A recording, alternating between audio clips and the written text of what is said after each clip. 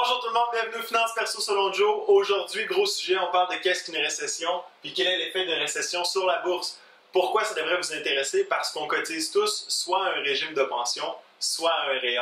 Puis qu'est-ce qui se passe quand il y a une récession? La valeur de nos actifs chute. Donc ça pourrait retarder vos plans de retraite, par exemple, si vous comptez prendre votre retraite dans quelques années. Et c'est important de comprendre les cycles économiques pour ne pas paniquer lorsqu'une récession survient. Les récessions peuvent avoir des conséquences autres, comme par exemple sur votre emploi, tout dépendant du domaine d'emploi dans lequel vous travaillez.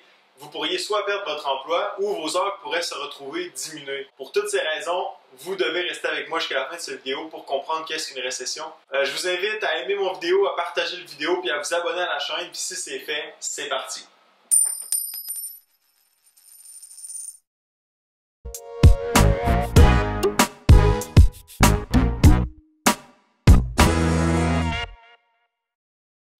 Qu'est-ce qu'une récession? Une récession, c'est une contraction du cycle économique. Le cycle économique normal fonctionne comme suit. Donc, on a des périodes de croissance, puis des périodes de décroissance pour ensuite retrouver la croissance. Un cycle, normalement, dure environ 10 ans. Donc, ça ici, le cycle de croissance moyen dure environ 10 ans.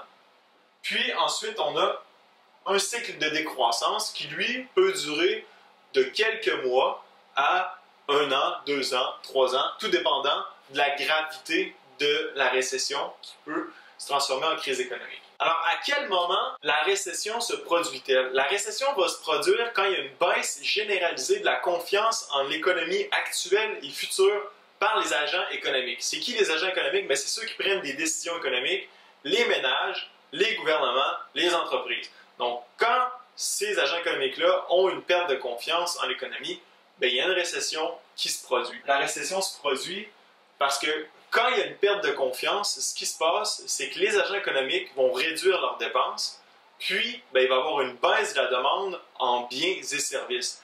Pourquoi c'est important la part de biens et services qui est demandée par les agents économiques? Parce que ça représente 60% du PIB du Canada. Okay? 60% du PIB. Puis le PIB, c'est le produit intérieur brut. C'est toute la richesse qui est créée au Canada pendant une période de temps durée, normalement une année. Il y a 60% de cette richesse-là qui est produite par la consommation en biens et services. Donc le iPhone que vous achetez, le plombier que vous engagez pour réparer votre salle de bain ou le vélo que vous achetez au magasin. Donc toute cette consommation-là, qui est faite principalement par les ménages, représente 60% du PIB. Donc c'est pour ça que lorsque les agents économiques perdent confiance, il y a une récession qui peut débuter. Maintenant, ce qu'on veut comprendre, c'est comment se déroule une récession. Quelle est la mécanique derrière une récession? Comme j'ai mentionné, les agents économiques perdent confiance, leurs dépenses diminuent, donc la demande en biens et services diminue. Les entreprises se retrouvent avec une baisse de vente parce que les gens achètent une augmentation de leur stock. Donc si je produis des iPhones, personne n'en achète, puis ma production reste du même niveau, je vais accumuler les iPhones. Qu'est-ce que je vais faire pour répondre à ça? Je vais couper la production, je vais diminuer les investissements. Comme conséquence, je vais devoir couper de la main-d'œuvre parce que, étant donné que ma production est diminuée, j'ai plus besoin d'autant d'employés. Ce que ça crée une hausse du chômage. Donc, on se retrouve avec une baisse des revenus d'entreprise parce que les entreprises vendent moins de produits, une baisse des revenus des ménages. Évidemment, si mon poste est coupé puis je me retrouve sans revenus, mon ménage, il en prend toute une claque. Puis, une baisse des revenus des gouvernements. Les gouvernements qui se nourrissent à même nos taxes et nos impôts, si moi j'achète moins de produits, je paye moins de taxes. Puis si je viens de faire couper mon poste, je paye plus d'impôts. On a une baisse généralisée des revenus. Donc le résultat final, c'est qu'il y a une baisse du PIB, du produit intérieur brut. Donc la richesse qu'on produit diminue en raison de la mécanique en cascade que je viens de vous présenter. Lorsque le PIB diminue, pendant 2 trimestres consécutifs, parce que le PIB est calculé de façon trimestrielle, donc à chaque 3 mois, il y a les données qui sortent avec Statistique Canada. Puis lorsque pendant 2 trimestres, le PIB est en descente par rapport au trimestre précédent, c'est ce qu'on appelle une récession technique. Lorsqu'une récession s'aggrave, donc elle perdure dans la durée, au lieu de durer, par exemple, 2 trimestres, la récession dure 4, 6, 8, 10 trimestres consécutifs, on parle non seulement d'une récession, mais d'une dépression. Puis ça s'accompagne d'une hausse massive du chômage, des faillites des ménages, des entreprises, même parfois des banques, restriction du crédit. Pour ceux qui ont connu la Grande Dépression de 2007 à 2009, donc c'est l'exemple le plus récent, mais il y a aussi eu donc la Grande Dépression de 1930 qui touche dans la plupart des cas l'économie mondiale, non seulement nord-américaine, mais mondiale. Donc une récession, on parle d'un ralentissement économique, puis une dépression, on parle d'une régression massive. Donc une régression massive de l'économie. Quelles sont les causes d'une récession? Donc maintenant, qu'est-ce qui peut causer une récession?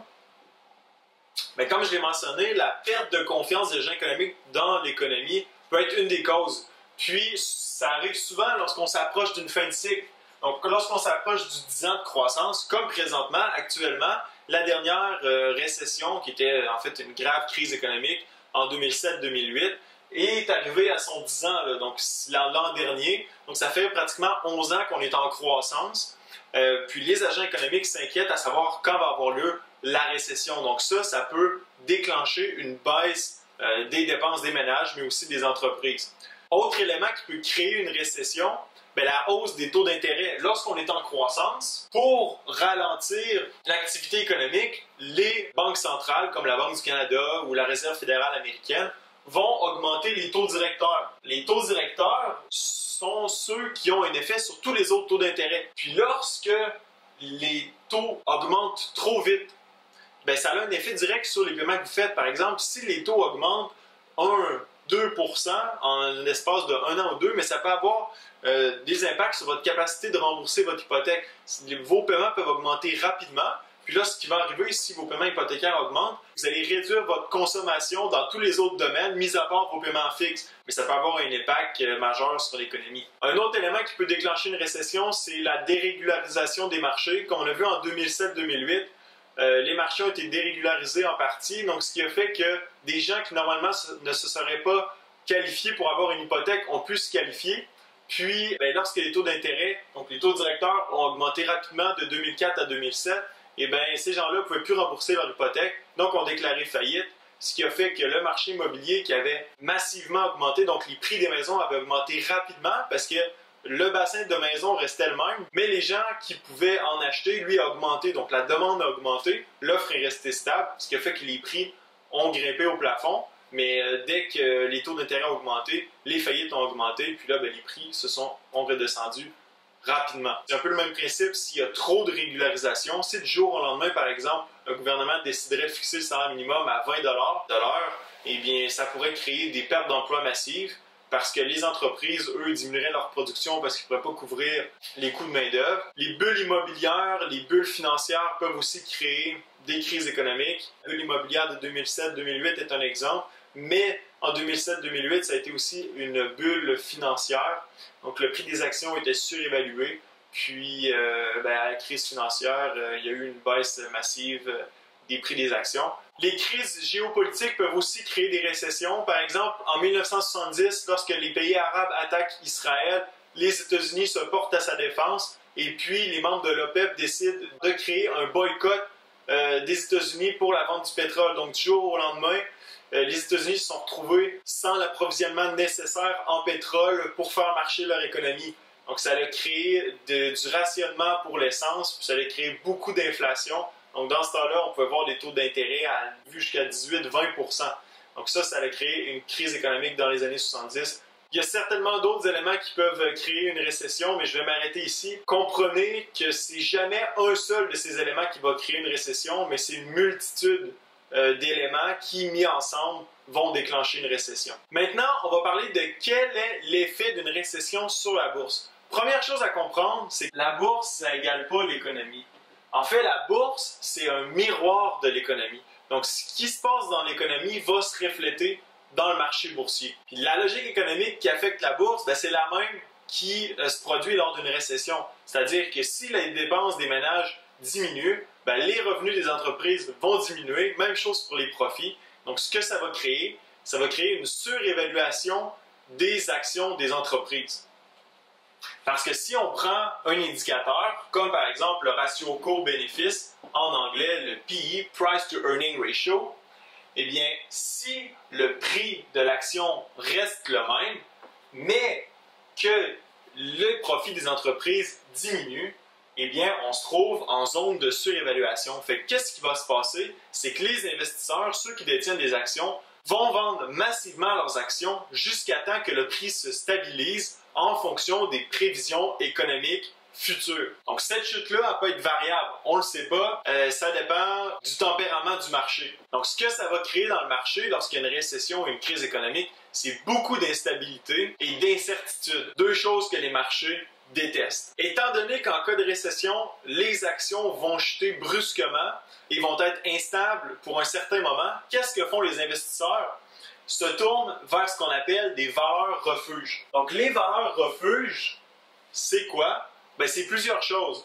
On a par exemple l'or, les obligations, parce que les obligations, c'est en fait les dettes des gouvernements, puis ils sont garantis à 100%. Le gouvernement américain garantit sa dette, c'est impossible que le gouvernement américain fasse faillite.